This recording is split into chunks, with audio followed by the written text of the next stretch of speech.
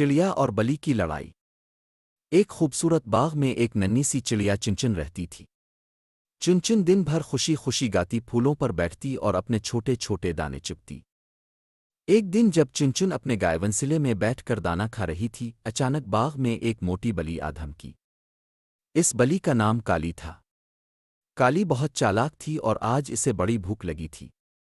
اس نے چنچن کو دیکھ کر سوچا، واہ، آج تو مزے کا شکار ہاتھ آیا ہے۔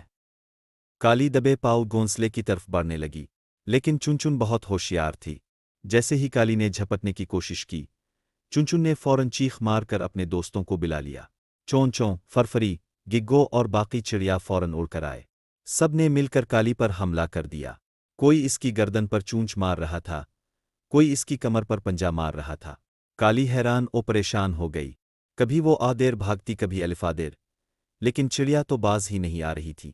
آخرکار تنگ آ کر کالی زور زور سے میاؤ میاؤ کرتی ہوئی باغ سے باہر بھاگ گئی۔ چنچن اور اس کے دوستوں نے خوب خوشی منائی۔ وہ سمجھ گئے کہ اگر سب مل کر ہمت دکھائی تو دنیا کی سب سے بڑی بلی کو بھی بھگا سکتے ہیں۔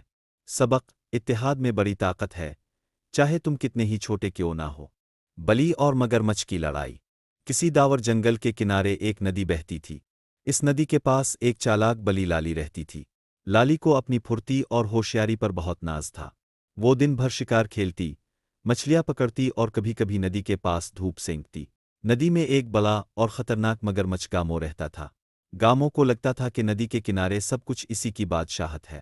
جو کوئی بھی ندی کے پاس آتا، گامو اسے خوف زدہ کر دیتا۔ ایک دن لالی ندی کے کنارے مچھلی پکڑ رہی تھی۔ اچانک گامو نے پانی سے سر نکالا اور دھاڑا، یہ میرا علاقہ ہے، یہاں سے دف ہو جاؤ۔ لالی نے اپنی سرخ آنکھوں سے گامو کو گھورا اور غروئی، ندی کا پانی سب کا ہے، میں یہاں سے نہیں جاؤں گی۔ گامو نے زور سے اپنے دیوہیکل جبڑے کھولے اور لالی پر حملہ کرنے کی کوشش کی، مگر لالی بجلی کی طرح ایک طرف چھلانگ لگا کر بچ گئی۔ پھر شروع ہوئی ایک زبردست بلی اور مگرمچھ کی لڑائی۔ گامو زمین پر رینگتے ہوئے لالی کو پکڑنے کی کوشش کرتا رہا، لیکن لالی اپنی تیز پھرتی سے کبھی دائیں جاتی، کبھی بائیں، کبھی وہ درخت پر چڑھ جاتی، کبھی پانی کے کنارے چکر کاٹتی۔ گامو تھکنے لگا۔ آخرکار لالی نے ایک زبردست منصوبہ بنایا۔